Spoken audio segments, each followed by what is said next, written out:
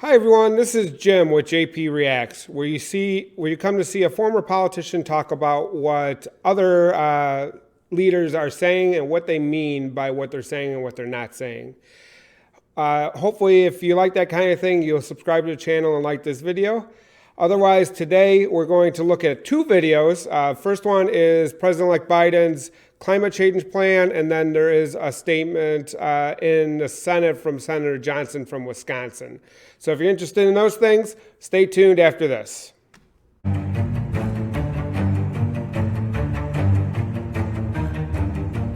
Okay, so we're going to start off with President-elect Biden's climate change plan and go from there. So let's take a look at what he has to say.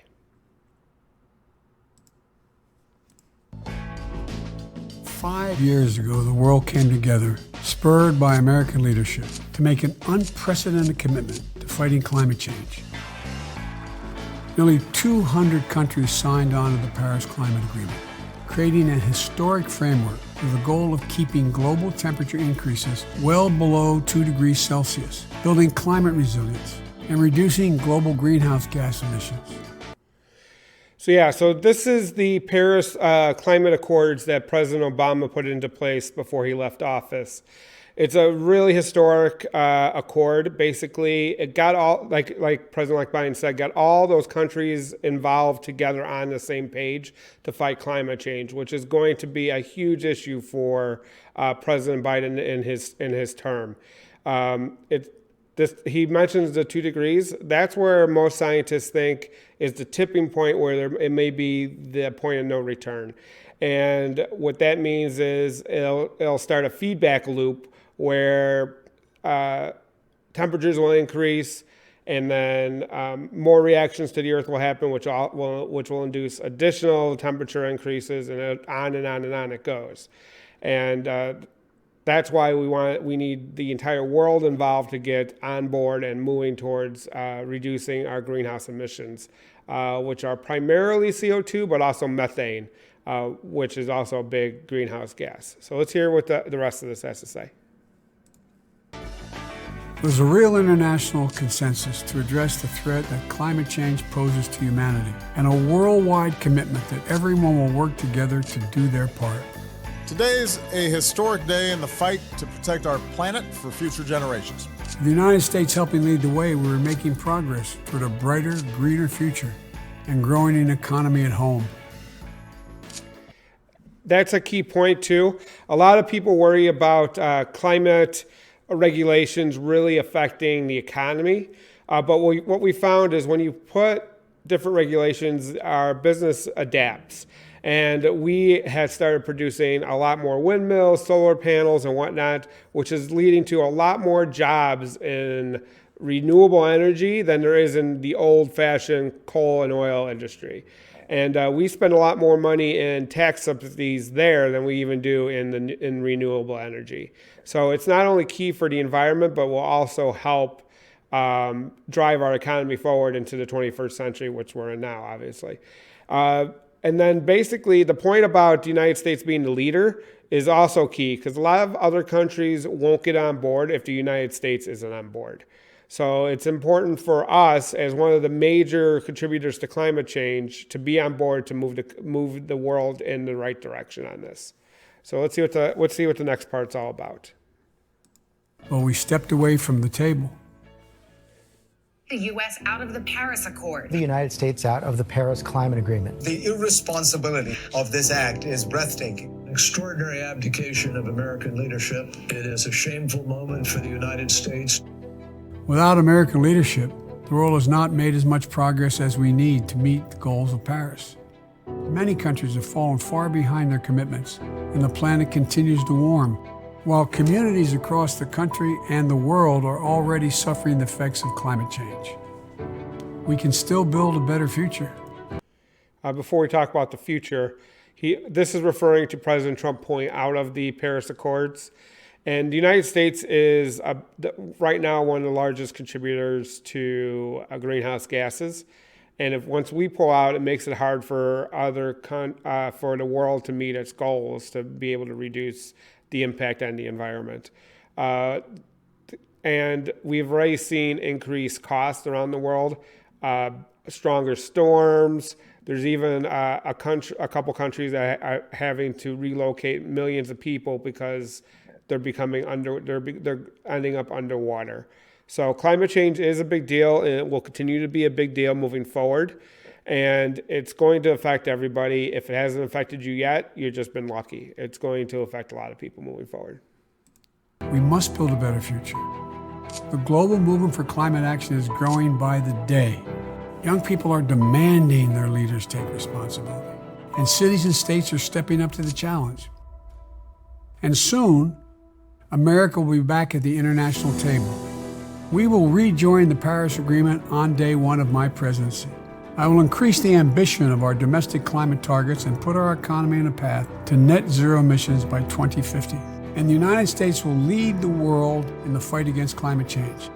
I've taken the unprecedented step of naming former Secretary of State John Kerry, a longtime advocate on climate issues, as my climate envoy to ensure that climate issues are represented at the highest level. And that's a big deal, too. Secretary Kerry was Secretary of State when the Paris Accords came about. He was a major reason why they happened. And putting him in charge is signaling that the United States is going to take this seriously again. And it's great to hear that President-elect Biden is going to address this day one when he's in the White House. I'll name a White House climate policy coordinator who will lead efforts here in the United States to combat the climate crisis and mobilize action to meet this threat. Climate solutions will be woven into every part of my policymaking. We can live up to our responsibilities, meet the challenges of a world at risk of a climate catastrophe, build more climate-resilient communities, put millions of skilled workers on the job, and make life markedly better and safer for the American people all at once and benefit the world in the process. We're going to get back into the Paris Agreement, back into the business of leading the world.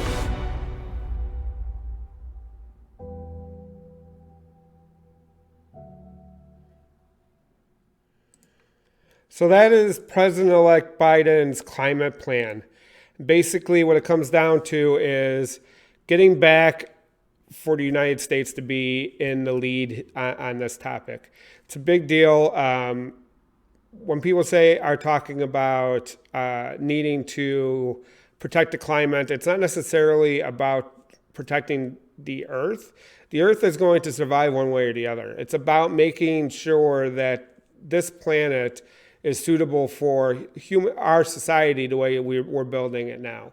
And currently, we're having a bit of trouble in that area with all the current hurricanes and other wildfires all across this country and across the world. It is definitely making an impact right now. So not only will this help us mitigate those losses, and those come with real dollar amounts, billions and tens, if not hundreds of $1 billion already. So addressing this will not only mitigate those losses, but also help drive the economy forward and give us new jobs and new growth in an area that we're currently not really on top of. All right, so the next part of this video, we're going to take a look at Senator Johnson, Ron Johnson from Wisconsin. He is holding a hearing in the Senate Homeland Security Committee about election irregularities.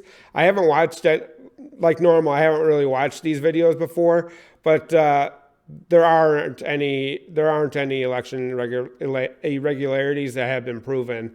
And before I even get into it, all the court cases, they're not even really arguing that there is fraud at that point. So I'm not really sure what he's referring to. So hopefully he is pretty clear in what he's talking about. So let's give a listen. Lax enforcement, denying effective bipartisan observation of the complete election process. Let's stop. I know we're 6 seconds into this video already, but there was one lawsuit that did get won by the president's team. Basically, they moved observers from 12 feet to 6 feet. The main reason they were so far away was for COVID concerns and making sure that everybody was safe. but they did move people closer. There's been no real evidence of people in any state that observers were not given access to every process of the election, from election counting. So I'm not really sure what he's referring to. It sounds like he's just regurgitating talking points at this point to start out, but it's not really proven, and they're not even really arguing that in court either. So we'll see what the rest he has to say. And failure to be fully transparent or conduct reasonable audits has led to heightened suspicion. There have been multiple recounts in the states that were close. Those audits happened, and they happened in some places multiple times. There has again been no evidence that there was any irregularities in those. They've been open and transparent. And from what I could tell, the main issue that they're having with this is that it didn't go their way. So that's kind of how elections work, though. So hopefully there's more to it than what he's just regurgitating what has already been said. The most difficult allegations to assess involve vulnerabilities in voting machines and the software used. In order to effectively determine the extent to which voting machines were subject to nefarious intrusion or other vulnerabilities, computer science experts must be given the opportunity to examine these allegations. This is an issue that has been under congressional scrutiny for years. I get what he's saying, that we need to check the machines, and I agree that our voting machines are susceptible. But what they've been asking for is 100% access to the votes, which would erase the privacy from who you voted for. So they'll know who everybody voted for, which is not what our elections are about. They're supposed to be private, and you're not supposed to be able to tie a specific vote to a specific person once the votes have been cast. Since 2018, I'm aware of 3 oversight letters requesting information from the main suppliers of voting machines. This focused on Election Systems and Software LLC, Dominion Voting Systems, Inc., and Hart InterCivic, Inc. Today we have a witness from the Election Assistance Commission, which certifies voting machines, to describe what has been done and what more can be done to address any vulnerabilities. On March 7, 2018, it was reported that Senators Klobuchar and Shaheen asked, quote, major vendors of U.S. voting equipment whether they had allowed Russian entities to scrutinize their software, saying the practice could allow Moscow to hack into American election infrastructure. Then last year, on March 26, 2000. I want to stop it right there. Basically, when those senators did bring the topic up, the Republican senators basically laughed them out of the room. That it was just part of the Russian hoax and that it wasn't a real threat.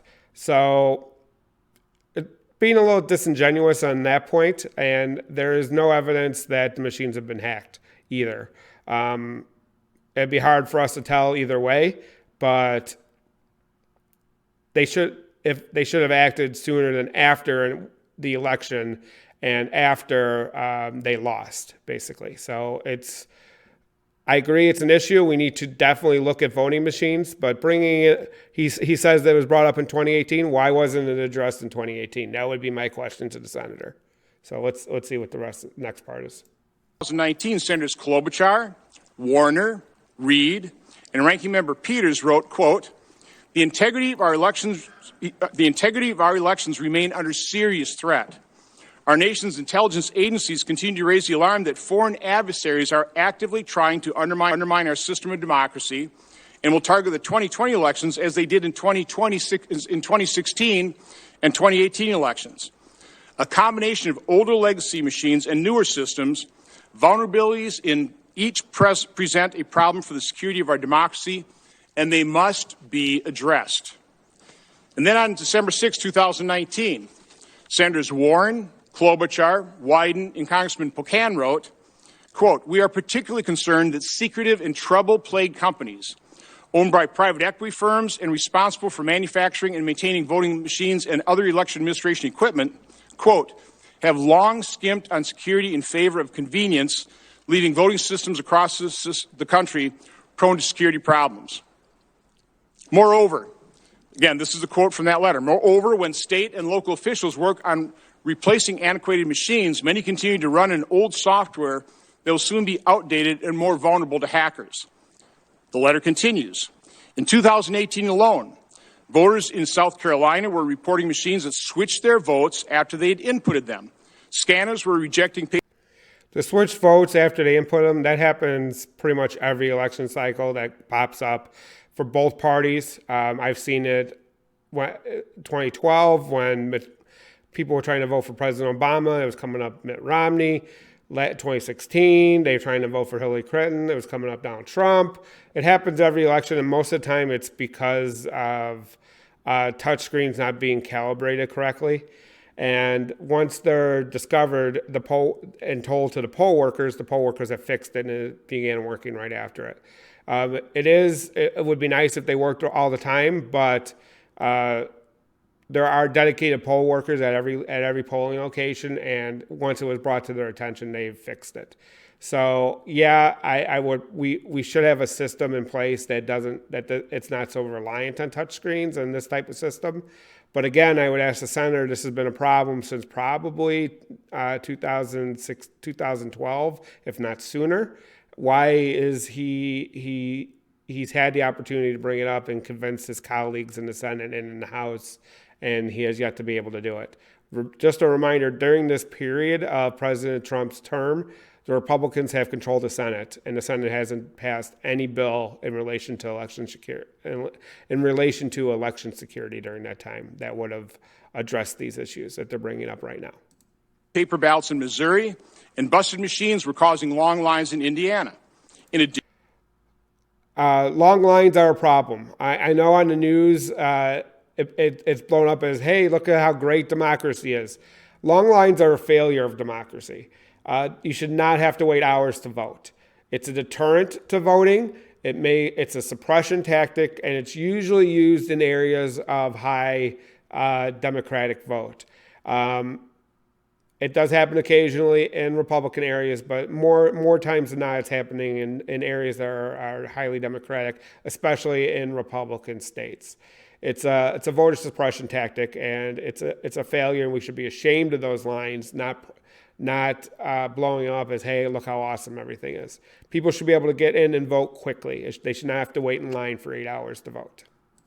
In addition, these senators write, researchers recently uncovered previously undisclosed vulnerabilities in nearly 3 dozen back-end election systems in 10 states.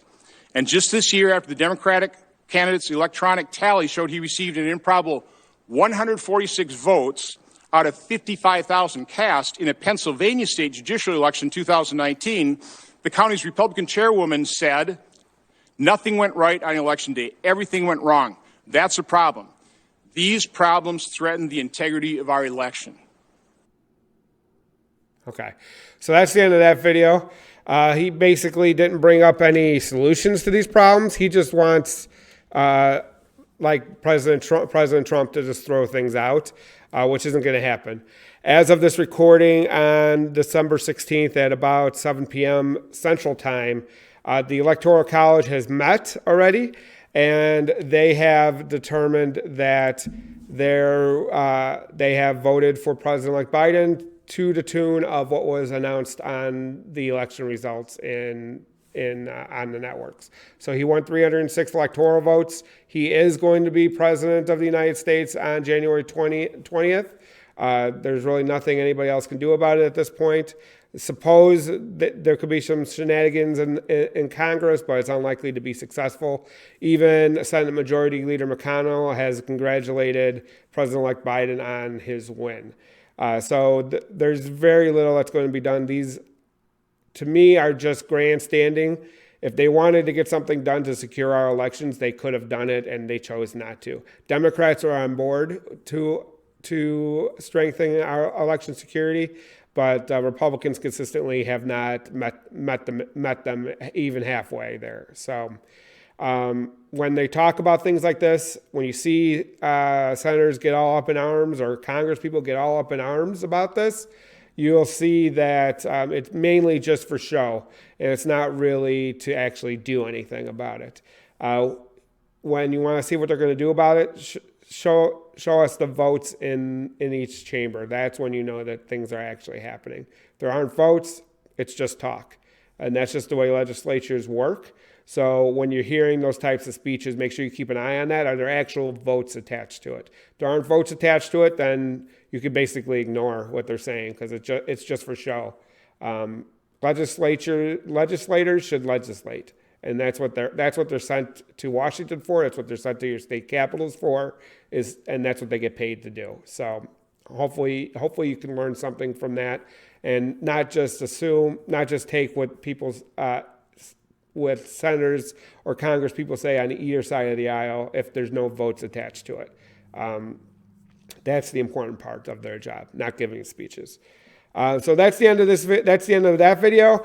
We covered President-elect Biden's plans on his initial approach to climate change, and then Senator Ron Johnson from Wisconsin talking about voting irregularities, which there aren't any.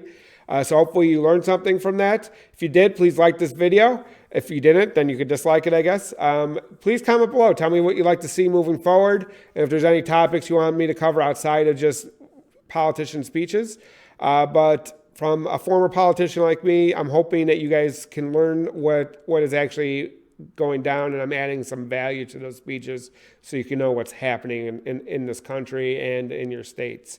So please subscribe to the channel so you can see when the next video pops up. But until then, I'll see you around the internet. Have a great day. Bye.